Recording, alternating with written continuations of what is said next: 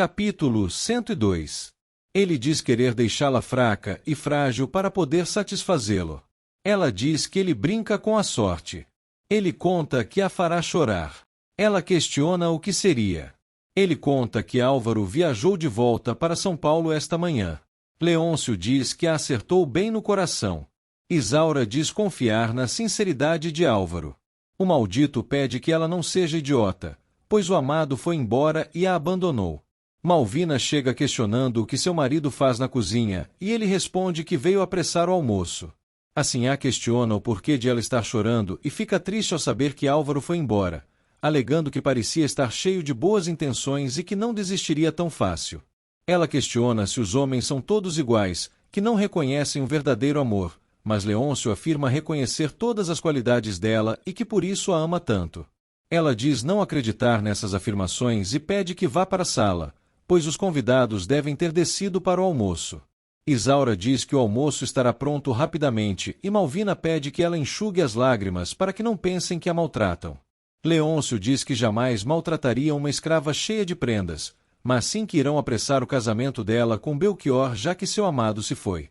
Estela recomenda que Perpétua se deite para se recuperar, mas ela afirma odiar estar presa à cama, pois sente a morte.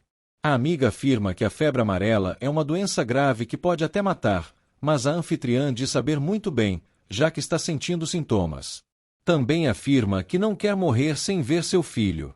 Estela diz que Deus a protegerá e lhe serve um copo de suco para que recupere as forças enquanto Álvaro não chega. Ela diz querer ficar quieta, pois se sente melhor brincando de faz de conta. Estela diz que assim fará, mas insiste para que ela tome o suco. A doente diz querer que o filho a encontre bem e saudável. Estela exige que Pedrinho pare de chorar, mas ele afirma estar com medo da iminente morte de sua avó postiça. Perpétua pede que deixe o menino em paz, pois é apenas uma criança. Álvaro galopa em direção à sua casa. Branca elogia o almoço e diz que sua mãe adoraria as iguarias apresentadas. Malvina explica que são as receitas de sua sogra interpretadas por Isaura. Geraldo nota que Isaura andou chorando e Leôncio conta a notícia que disse para ela. Branca diz que o jovem fez muito bem, pois o mocinho não merecia casar com uma escrava. O advogado os repreende e diz que o amigo foi para São Paulo para ver o estado de Perpétua. A escrava fica feliz por saber dessa situação. Leôncio diz achar ser mentira, pois, se fosse verdade, ele teria mandado avisar a escrava. Branca concorda com o maldito. Malvina diz que isso é suficiente para Isaura recuperar suas forças nesse amor. Leôncio diz que ela está sendo esperançosa em vão, pois irá se casar com um jardineiro. Geraldo diz que seu amigo cumprirá sua palavra. Branca comenta que amanhã mesmo voltará para São Paulo. Malvina diz ter pensado que teria as visitas por mais tempo. O advogado diz ser obrigado a acompanhar sua irmã. Branca diz que irá direto para a casa de Perpétua para prestar suas condolências e estar ao lado de Álvaro para o que ele precisar. Leôncio diz que Álvaro não voltará mais. Geraldo conta que pegarão o primeiro trem, que adorou a sociedade e que é dado como certo que voltarão para uma nova temporada. Leôncio fica enciumado. Leôncio dá dinheiro a Francisco para que contrate um falsário para imitar a letra de Álvaro. Branca ouve tudo. O feitor questiona onde conseguirá alguém assim. O patrão ordena que apenas encontre, para que escreva uma carta falsa dizendo que não deseja mais a escrava por ter a intenção de casar-se com outra, para que acabem as esperanças de Isaura. Ele entrega a carta que Álvaro tinha mandado quando a escrava foi descoberta e diz que a usarão para que consigam imitar a letra presente nela. Branca continua escutando. O feitor diz que está entendendo bem o plano e que assim o fará. Diogo conta como foi sua situação após o tiro e que só sobreviveu graças à boa vontade de Aresqui, o indígena. Também diz que agora se preocupará com o paradeiro de Helena e fica chocado ao saber que ela foi realmente obrigada a se casar com Paulo. Tomásia e Gioconda questionam como ela conseguiu fugir e dizem que já está retornando. Das Dores entrega uma carta. Tomásia afirma que ela vem vindo e que está feliz em saber que seu amado está bem. O médico morre de alegria. A matriarca afirma que ela é agora uma mulher casada, mas ele afirma que um casamento forçado não deve ser reconhecido. Ela diz que é como mexer num vespeiro.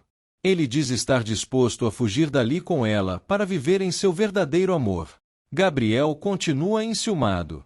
Bernardo continua se admirando frente ao espelho por estar perfeitamente vestido após a riqueza. Henrique o elogia e explica o significado de galicismo. Henrique atende a porta e fica surpreso ao ver Moleca. Ela explica que veio ver Bernardo e o elogia, alegando estar mais belo que André. Henrique se retira para os deixar a sós. Ela explica que só voltará para o quilombo quando Rosa for embora. Bernardo fica surpreso ao saber que a escrava Sinhá fugiu da casa de seu pai. Ela pede que a deixe ficar enquanto André não manda Rosa embora. Ele permite que ela fique e a abraça. Isaura diz que rezará pela melhora de Perpétua. Belchior diz que essa doença está se alastrando e que não quer adoecer agora que irá se casar com ela. A escrava diz que seu amado ficará um bom tempo enquanto espera que sua mãe se recupere. O jardineiro diz querer que ele fique lá para sempre para poder tomá-la para si, prometendo que a fará bastante feliz.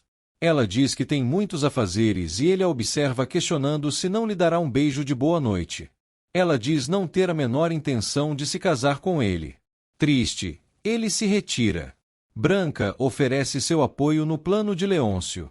O canalha se faz de desentendido, mas acaba catando ajuda para que assim seja mais fácil separar a escrava do amado. A jovem diz amar a ideia, pois assim seu caminho fica livre para Álvaro. Leôncio diz ser ótimo tê-la como aliada para afastar a escrava do amado. Branca explica que Álvaro lhe estava prometido desde criança e que não o perderá para uma escrava, alegando que confirmará toda a história para Isaura, assim ela desistirá desse amor. Ele diz ser excelente, enquanto ela diz que providenciará um convite para um casamento falso, enquanto ele diz que fará anúncios falsos no jornal. A malvada diz que a escrava desistirá de Álvaro após todo o plano e que, quando o jovem voltar, Isaura já estará casada com Belchior, assim separando o casal de pombinhos apaixonados. Ele diz que irão separá-los de uma vez por todas e a beija.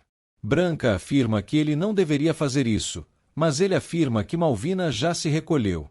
Ele diz que eles merecem amar para assim selar o pacto. Eles se beijam ardentemente. Malvina percebe a presença de Geraldo, corre para se vestir e exige que saia de seu quarto imediatamente. Ele pede perdão e diz que precisa falar urgentemente. Ela alega que saia para que Leôncio não entre. Ele diz precisar falar urgentemente. Ela afirma que não o quer em sua alcova. Ele diz saber que ela é infeliz nesse casamento. Ela afirma que nem sendo a mais desgraçada das esposas iria trair seu marido. Ele afirma que ela fica feliz com suas investidas. Ela se afasta. Ele conta o porquê de ter se apaixonado por ela, alegando que sempre irá desejá-la por ser uma mulher pura e a única que merece sua paixão. Ele diz passar as noites pensando nela e que, para onde olha, a vê. Ela diz que não deve e exige que saia de seu quarto, ameaçando gritar. Ele se retira rapidamente. Ela fica ofegante. Sebastião está adormecido. Ele sonha estar dançando com Gioconda e a beija, alegando ser a mulher que mais amou em sua vida. Ele acorda e percebe que estava sonhando. Também diz que não tem idade para viver esses sonhos, mas que Amada continua sendo a mulher de seus sonhos. Para si mesmo, diz que tome coragem para voltar a viver esse amor. Ao mesmo tempo que se dá conselhos, ele fica reflexivo e começa a escrever versos para Amada. No bordel, Francisco questiona Margarida se ela sabe de alguém que consiga falsificar letra.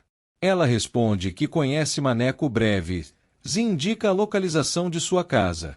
Ela questiona o porquê dessa curiosidade, mas ele desconversa e começa a beijá-la.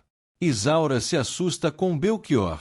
O jardineiro propõe que ela se case com ele para que não cobre nada dela. Será apenas um casamento de fachada, pois, para ele, o que importa é tê-la perto, e o fará bastante feliz. Ela fica feliz e agradece a proposta, dizendo que ele é um bom homem, mas que não tem como lhe responder agora. Ele fica feliz após ganhar um beijo na testa. Ele elogia grandemente a bondade dela e ela fica risonha com a reação do jardineiro. Ele questiona se ela aceitará a proposta, mas ela promete que irá pensar com muito carinho. Margarida e Francisco sobem para o quarto. Flordelis estranha Henrique estar na segunda noite seguida na casa de Serafina e diz que ele deve estar com problema amoroso. Ele pede que sente ao seu lado e que não pense em problemas, e ela afirma que o fará esquecê-los. Ele pede que conte de sua vida e como veio parar no bordel, o que aconteceu com sua família, entre outros. Ela fica ressentida. Ele pede perdão pela indelicadeza e ela afirma que não tem de lhe pedir perdão e conta tudo, alegando que ele faria qualquer mulher feliz. Eles se beijam. Moleca diz que nunca comeu numa mesa tão bela assim e que está se sentindo mais importante que Rosa. Bernardo diz que assim ela deve comer sempre, com luxo e beleza. Ela afirma que não nasceu para isso e que nada se compara a ver negros livres no quilombo. Ele afirma que é por isso que gosta tanto dela e que deve usufruir da sua riqueza. Também conta que alugou um quarto na pensão para que tenha privacidade. A jovem ri por ele realmente ter enriçado, mesmo com ela sempre duvidando.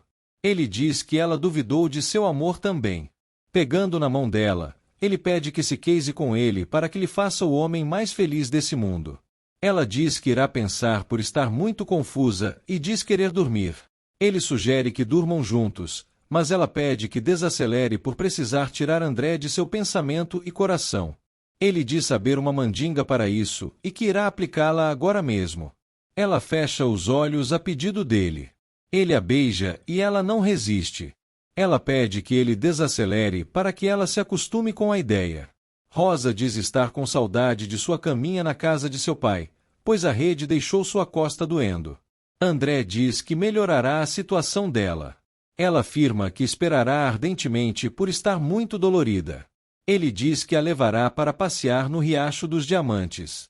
Ela diz que está querendo conhecer.